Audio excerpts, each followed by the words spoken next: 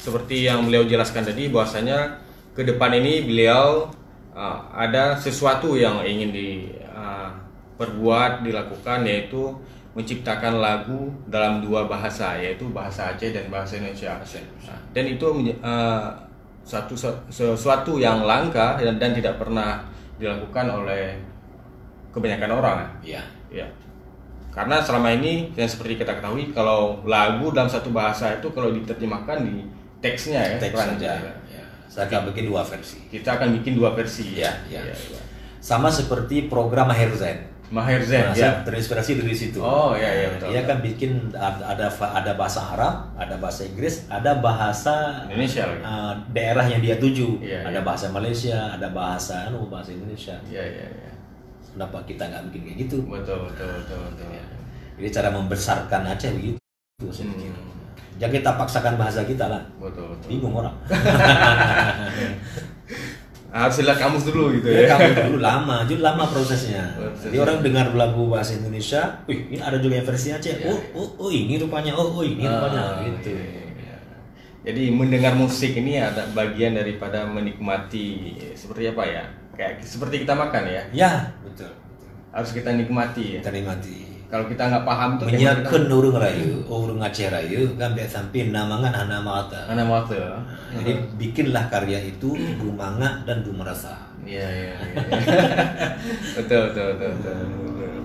Nah, ini menarik sekali ini. Ini Syahdaran juga yang perlu saya sampaikan. Sebenarnya ternyata Bang Firsa ini selain bermusik, bermain musik, berradio, beliau ternyata juga mantan anggota Komisi Penyiaran Indonesia. Iya. Ini selama 2 periode loh. Periode pertama tahun 2004 sampai 2008. Kemudian periode kedua 2009 sampai 2012. Iya. Ini di periode kedua beliau menjadi ketua KPI Aceh. Iya. Komisi Penyiaran Indonesia. Mungkin dari segi karir beliau memang sudah melalang buana, sudah banyak mencoba hal-hal, tetapi tetap dalam satu jalur, yaitu mengenai penyiaran, musik, tidak jauh lah gitu Bang ya. Saya antara broadcast dan seni, dua-dua itu, karena memang antara broadcast dan budaya seni itu nggak bisa dipisahkan, saling keterkaitan. Dan saya sekarang juga secara kebetulan kontrak dengan sebuah stasiun TV swasta. Ada sebuah program saya yang menerjemahkan dalam bahasa Aceh. Setelah VO. Ada sebuah swasta, ada satu program itu narasinya dalam bahasa Indonesia, tapi saya bacakan dalam bahasa Aceh. Di tayang lokal. Jadi siarannya bisa saja siaran nasional, tetapi dubbingnya itu dalam bahasa Aceh. Jadi rekaman nasional itu, jadi khusus untuk Aceh kan ada siaran lokal. Betul. Semua TV adalah lokal. Jadi ada satu program itu, ya program nasional. Tapi ketika ditayang di Aceh ini harus dalam bahasa Aceh. Saya yang terpilih untuk meng-VO itu, karena susah. Ada beberapa orang kita susah memang menerjemahkan bahasa Aceh. Iya. Betul. Allah berikan talenta kepada saya, alhamdulillah. Ini talenta ini yang mungkin tidak dimiliki orang lain gitu kan ya. Baik. Bang, baru ini selain bermusik, kita juga mendengar nama Bang Safir di baliho waktu pileg. Kenapa Bang tertarik terjun ke politik? Begini, bukan sekarang sebenarnya. Saya memang kader sebuah partai politik dari SMP. Oh gitu. Saya dulu pengurus sebuah organisasi Islam, ya, pelajar Islam. Jadi saya bergabung dalam satu partai Islam dulu. Udah lama sebenarnya, cuma tidak pernah rencana. Tahun 99 ketika puncak karir saya pernah ditawarkan jadi anggota dewan sebenarnya. Ketika dulu masih pilih partai bukan pilih orang. Tapi saya nggak mau korbankan karir saya kan. Setelah itu pas 2014 ya. Sebelumnya kan KPI nggak bisa. Betul. Nah, pensiun KPI, baru ada tawaran jadi pengurus. Masuk dulu kan kader ya. Masuk pengurus, sempat sana yang untuk DPRK, tapi sana itu begini, saya tidak menganut prinsip sama orang lain. Sekarang kan sudah katakan money politik. Saya tidak mau bagi uang. Saya tidak mau bagi apapun. Ternyata memang kejadian lapangan kalau kita nggak bagi-bagi nggak dipilih. Nggak dipilih Nggak ya. dipilih. Nggak dipilih. Ya pasrah selesai. Memang begitu kodratnya karena saya nggak mau bagi apapun. Prinsip saya itu. Kemudian berurusan yang lagi dalam satu partai politik Islam lokal untuk provinsi. Demikian juga. Oke. Saya nggak bagi-bagi juga. 1 rupiah pun nggak saya bagi duit. Oke. 1 kilo saka nggak saya bagi. Ya. Harga punya suara ya segitulah berarti orang yang punya akal sehat. Oke. Nah, misalnya saya punya suara Pirsa Agam ini tidak masuk kampung, tidak hubungi kesi, tidak siapa-siapa, tapi saya hanya keliling halo-halo dengan mobil. Hampir semua orang di Aceh Besar Banda Aceh kenal saya, terutama umur 30 tahun. Tapi saya punya suara 1.000 orang yang pilih saya. Nah, berarti 1.000 orang yang masih punya akal sehat. Yang lain kan bagi kompor gas, bagi ini, bagi itu. Secara negara salah, secara agama haram. Betul. Jadi kembalilah ke akal sehat. Artinya bukan baru-baru ini juga abang terlibat dalam politik praktis gitu ya. Ya udah lama ya. Cuma hanya saja tidak muncul ya. Tidak bisa aktif. Aktif. Karena pertama dulu saya nggak mau korban karir di bidang musik. Nah, kemudian 8 tahun di KPI nggak boleh jadi direktur radio, nggak boleh partai politik. Iya. Maka setelah pensiun saya bikin radio. Iya. Tapi bukan tempat pelarian ya? Bukan. Memang kita basic radio. Basic ya. Ya, SMP udah jadi penyiar. Ya, SMP jadi penyiar betul. Kan di usia senja saya ini, sebenarnya saya bikin radio ini bukan semata-mata cari duit. Jadi setengah hari ini saya sudah ibadah sebenarnya. Karena saya juga ada edukasi di sini, ada edukasi hukum, ada edukasi pendidikan agama. Jadi saya ibadah juga lah. Nah, kita berikan ilmu pada masyarakat. Oke. Bang, terkait masalah musik lagi bang ini. Ini kan banyak kita lihat musik etnik ya, yang muncul di Aceh dan juga digawangi oleh anak-anak muda. Kalau abang melihat ini seperti apa bang? Sebenarnya konsepnya bagus, tetapi saya monoton. Nah, yang saya amati semenjak keluar mulai etnik itu ya, yang pertama kali memperkenalkan musik Aceh etnik kan Bang Mauriza Tahir, Bang Momo, dengan albumnya Wong. Habis itu diikuti oleh Kande. Nah, setelah itu monoton semua, jadi terinspirasi dari Kande semua. Jadi tidak ada upaya untuk keluar dari situ untuk menciptakan yang baru. Padahal banyak sekali bisa dieksplor sebenarnya. Jadi di situ ada beberapa grup-grup yang itu. Sana dekat-dekat semua, dekat-dekat dan monoton. Antara grup 1 dan grup 2 hampir sama. Nah, tidak ada warna baru gitu. Iya, jadi mereka susah keluar dari situ. Nah, ada yang mirip-mirip Kande, ada mirip-mirip Nyawang. Nah, coba ciptakan yang lain. Sekarang musik kan universal. Betul. Sebenarnya kalau mau dikaji, ya kan, yang penting tidak ego. Nah, kita jadi seniman jangan ego, jangan mengkultuskan sesuatu jenis musik. Lihatlah diri kita. Aceh ini secara darah, dalam tubuh orang Aceh itu ada darah Melayu, ada darah Cina, darah Arab, darah India, darah Turki. Lihatlah warna makanan kita, berempah-rempah perwakilan dari darah-darah tadi. Lihatlah busana pakaian kita pakai, adat istiadat kita. Dominan itu Arab, India, Melayu. Nah, ini coba kolaborasikan ini unsur ini. Nah, coba terjemahkan ke dalam musik. Masa seorang penghias pengantin, orang yang buat kasak-kasak Aceh itu bisa dia terjemahkan? Itu kasak-kasak Aceh itu terjemahan culture darah kita. Ianya ada semua sih. Kenapa warna ini? Nah, gitu. Kenapa ke musik enggak kita? Oke.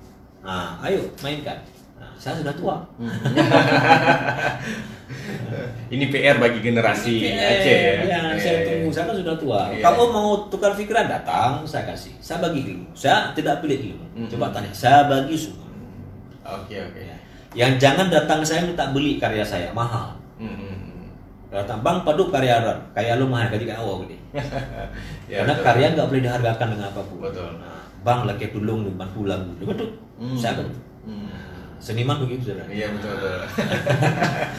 Iya, karena semangat, kalau kita lihat semangat anak muda dalam bermusik kan sudah memang luar biasa ya. Apalagi sekarang seperti yang kita bilang tadi, fasilitasnya juga sudah mudah. Ya. Seperti itu. mungkin Saudara Alun, anak-anak muda yang gemar bermusik, mungkin inilah salah satu saran dari Bang Firsa, Ya. bagaimana mewarnai musik Aceh Ya. agar tidak monoton. Gitu monoton, betul. Mungkin dengan warna itu mungkin akan ada apa namanya? Ya, lebih bagus lagi kita sebagai seniman kalau mau bikin ya ending itu pelajari sejarah dulu. Sejarah dulu. Ya. Contoh begini, saya kasih PR aja. Ya. Sebagai PR terjawab nanti. Kenapa orang Aceh besar, orang Banda Aceh rata yang pesisir ngomong itu macam itu pentakabeh dengan tato.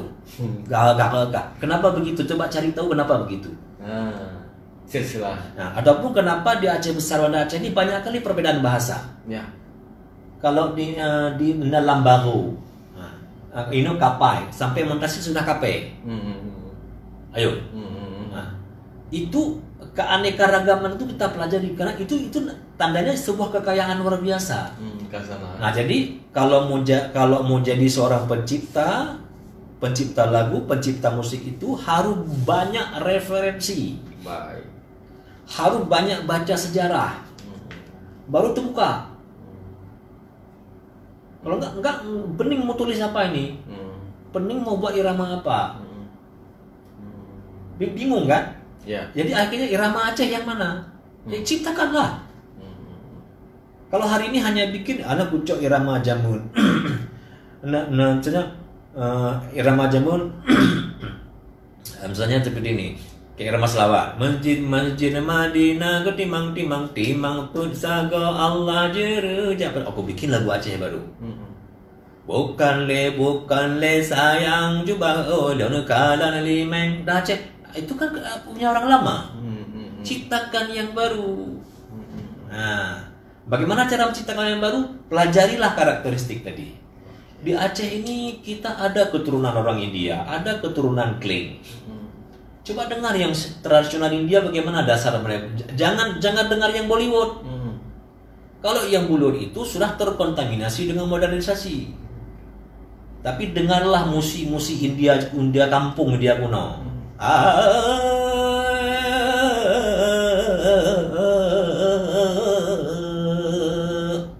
Itu aja pakai masih deti kan?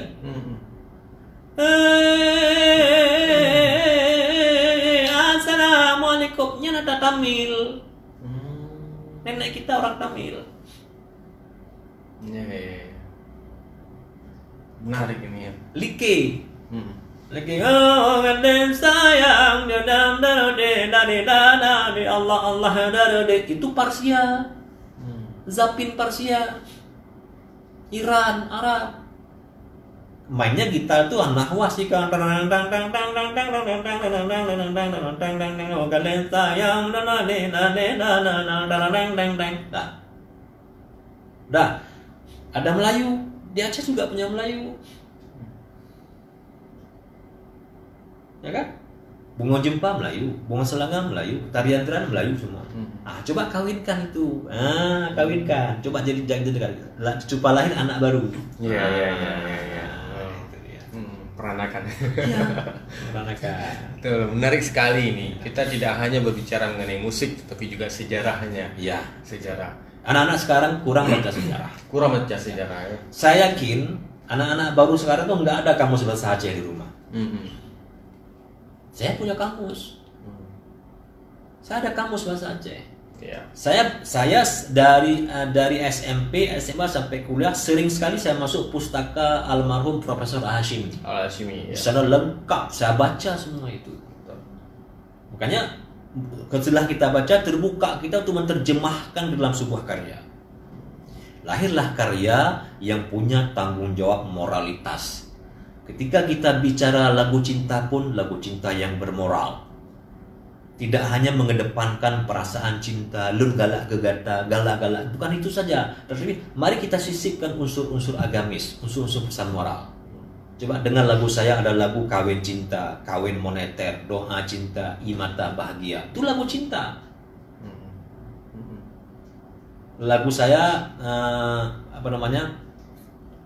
bimbang sayang. Ya, coba nonton bimbang sayang. Sayang dinda dosa. Itu kalau kita kaji itu ada agama di dalam. Kemudian bagaimana membuat harmonisnya antara sebuah syair dengan iramanya. Kata sayang-sayang dindalung sayang. Jadi kan irama yang harmonis antara syair dan irama. Sayang-sayang dindalung sayang, hai de beragu. Nah, cara menempatkan irama itu. Coba saya bayangkan, saya bikin sayang-sayang dindalung sayang. Lain perasaannya kan? Lain. Betul. Itu sampai harus dipelajari itu.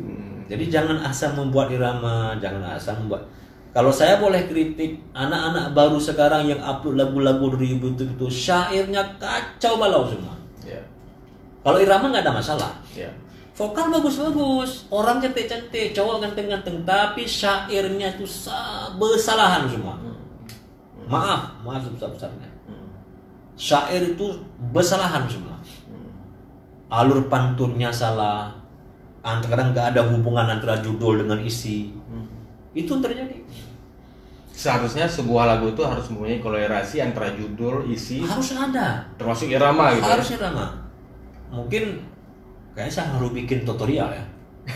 Ya. Bisa jadi. Nanti saya bikin tutorial bagaimana membuat syair judul momen. Kayak ini kan jadi ilmu. Betul. Saya coba buat nanti. Betul. Karena ngomong nggak cukup waktu sih. Nggak cukup waktu di sini. Pasti penasaran nih. Saya bikin tutorial. Iya betul. Ini ada yang bilang nih cocok dengan pemikiran Bang Tirsa. Iya, terima kasih. Iya, luar biasa Bang.